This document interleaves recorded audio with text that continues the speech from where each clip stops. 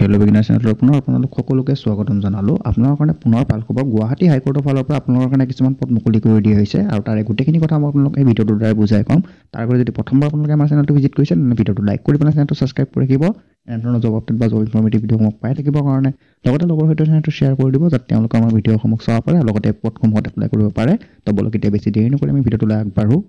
নটিফিকেশ্যনটো দেখুৱাব নটিফিকেশ্যন আপোনালোকৰ গুৱাহাটী হাইকোৰ্টৰ ফালৰ পৰা মুকলি কৰি দিয়া হৈছে আৰু নটিফিকেশ্যন আপোনালোকৰ 20 তাৰিখে মুকলি কৰি দিয়া হৈছে 20 ডিচেম্বৰ 2024 আৰু এটা কি কৰা হৈছে যে আপোনালোকৰ ড্ৰাইভাৰৰ পদ কিছুমান আপোনালোকৰ কাৰণে মুকলি কৰি দিয়া হৈছে ঠিক আছে আৰু এটা যেটো আপোনাৰ ডেইলি পেকেজ 750 টকাকৈ আপোনালোকৰ পাৰ ডে ইয়াতে দিয়া হ'ব আৰু আপোনালোকৰ টাইম পিৰিয়ডটো 1 বছৰৰ কাৰণে হ'ব আৰু এই পদত এপ্লাই কৰিবৰ কাৰণে আপোনালোকৰ যেটো অনলাইন এপ্লিকেশ্যন আৰম্ভণি হ'ব আপোনালোকৰ 27/12/2024 পৰা ইয়াৰ আৰম্ভণি হ'ব আৰু ইয়াৰ লাষ্ট ডেট ধৰি দিয়া হৈছে যে 11/1/2025 আপোনালোকৰ ইয়াৰে লাষ্ট ডেট থাকিব তাৰপিছত কৈছে যে এটা last date for payment application fees মানে এই পদত এপ্লাই কৰিলে আপোনালোকৰ এটা পেমেণ্ট বা অনলাইন এপ্লিকেশ্যনৰ এটা ফিজ কাটাব লাগিব আৰু সেইটো আপোনালোকৰ 16/1/2025 তাৰ লাষ্ট ডেটটো ইয়াতে দি দিয়া হৈছে এই পদত এপ্লাই কৰিবলৈ আপোনালোকৰ যেটো এজ লিমিট বা বয়সৰ সময়সীমা ধৰি দিয়া হৈছে যেটো আনৰিজাৰ্ভ কেটেগৰী কেণ্ডিডেট তেওঁলোকৰ 40 বছৰৰ ওপৰত হ'ব নোৱাৰিব OBC আৰু MBC 43 বছৰৰ ওপৰত হ'ব নোৱাৰিব SC ST and ST age যিসকল আছে তেওঁলোকৰ 45 বছৰৰ ওপৰত হ'ব নোৱাৰিব এণ্ড PWBD কেণ্ডিডেট যিসকল আছে তেওঁলোকৰ 50 বছৰৰ ওপৰত হ'বলৈ নোৱাৰিব তো এলিজিবিলিটি ক্ৰাইটেৰিয়াৰ কথা কোৱা হৈছে যদি আপোনালোকে মিনিমাম 10 পাছ কৰা হয় বা মেট্ৰিক পাছ যদি আপোনালোকে কৰা হয় তেনেহ'লে আপোনালোকে এই পদত এপ্লাই কৰিব পাৰিব আৰু লগতে আপোনালোকৰ তাত এখন ড্ৰাইভিং লাইচেন্স থাকিব লাগিব ঠিক আছে আৰু লগতে কেণ্ডিডেটজনে এমপ্লয়মেণ্ট এক্সচেঞ্জৰ অফিচত নাম ৰেজিষ্টাৰ কৰোৱা হ'ব লাগিব তেনেহ'লে আপোনালোকে এই পদত এপ্লাই কৰিবলৈ পাৰিব আৰু এই পদত এপ্লাই কৰাৰ পিছত আপোনালোকৰ যেটো সিলেকশ্যন প্ৰচেছৰ কথা কোৱা হৈছে ষ্টেজ 1 এণ্ড ষ্টেজ 2 দুটা ভাগত আপোনালোকৰ ইয়াতে সিলেকশ্যন কৰোৱা হ'ব ৰিটেন এক্সামিনেশ্যন এটা হ'ব আপোনালোকৰ ইয়াতে OMR sheet টোটেল 40 মাৰ্কছৰ আপোনালোকৰ এটা এক্সাম পাতিব য'ত আপোনালোকৰ general knowledge road sign recognise including Assamese language 10 mark duration of examination will be 1 hour মানে 1 ঘণ্টা আপোনালোকৰ টাইম দিব 40 নম্বৰ আপোনালোকৰ পৰীক্ষা হ'ব জেনেৰেল নলেজ আৰু ৰোড চাইন ৰিকগনাইজেশ্যন আৰু অসমীয়া ভাষাৰ ওপৰত আপোনালোকৰ 10 মাৰ্কৰ কুৱেশ্যন ইয়াতে দিব টোটেল আপোনালোকৰ 40 নম্বৰৰ কুৱেশ্যন হ'ব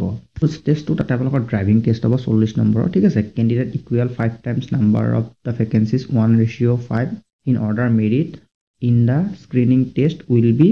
for driving test মানে আপোনালোকৰ ড্ৰাইভিং টেষ্টৰ কাৰণে এটা পোষ্টৰ এগেইনষ্টত আপোনালোকৰ 5জন কেণ্ডিডেট মাতা হ'ব ঠিক আছে আৰু এটা driving test will be on the assessment namely starting driving parking and after driving 10 marks total 40 marks মানে ইয়াতে কি কৈছে আপোনালোকৰ ড্ৰাইভিংৰ ক্ষেত্ৰত আপোনালোকৰ যেটো লাইসেন্স বনাব গ'লে যে RTO অফিচত আপোনালোকৰ যেনেকুৱাকৈ টেষ্ট লয় তেনেকুৱাকৈ আপোনালোকৰ ইয়াতে ড্ৰাইভিং স্টাৰ্টিং কেনেকৈ কৰা ড্ৰাইভিঙৰ প্লাছ পাৰ্কিং কৰাৰ গোটেইখিনি আপোনালোকৰ কৰিব তাতে 10 মাৰ্ক থাকিব আৰু টোটেল গোটেইখিনি মিলি আপোনালোকৰ 40 নম্বৰৰ হ'ব তাৰপিছত কৈছে যে in order to qualify driving test candidate has secure a minimum of 20 marks out of 40 marks the driving test মানে ইয়াতে কৈছে যে আপোনালোকে যদি পৰীক্ষাত পাছ কৰা ড্ৰাইভিং টেষ্টত 40ৰ ভিতৰত আপোনালোকে 20 নম্বৰ পাবই লাগিব 40ৰ ভিতৰত টেষ্ট 3 আছে ইয়াতে আপোনালোকৰ ভাইভা ভইচ 10 মাৰ্কৰ লোৱা হ'ব candidate equally times the number vacancy 1:3 in order of merit The driving test will be called for interview viva voice. In order to qualify in the interview viva voice, a candidate has to secure a minimum of 6 marks out of 10 marks in the interview viva voice. ইয়াতে আপোনালোকৰ কি কৰা হৈছে আপোনালোকৰ যেটো driving test আৰু written এক্সামিনেশ্যনৰ পিছত আপোনালোকৰ ভাইভা ভইচ 10 মাৰ্কৰ লোৱা হ'ব ঠিক আছে আৰু ভাইভা ভইচত আপোনালোকৰ 1:3 মানে এটা পোষ্টৰ এগেইনষ্টত 3জন কেণ্ডিডেটক আপোনালোকৰ ইয়াতে লোৱা হ'ব in order of merit list of driving test will be call for interview driving টেষ্টত দিয়াৰ পিছত আপোনালোকৰ যেটো আপোনালোকৰ মেৰিট লিষ্ট আহিব সেই তাৰ মেৰিট লিষ্টৰ অনুযায়ী আপোনালোকক ভাইভা ভইচলৈ মাতা হ'ব ঠিক আছে আৰু ইয়াতে যেটো আপোনালোকৰ 10টা কুৱেশ্যন সোধাব ভাইভাত আৰু 10টা ভিতৰত আপোনালোকে 6টা মিনিমাম ক'ব পাৰিব লাগিব তাৰপিছত কি কৈছে আপোনালোকৰ on the basis of the sum total of marks obtained in the driving test and viva voice the final selection list be prepared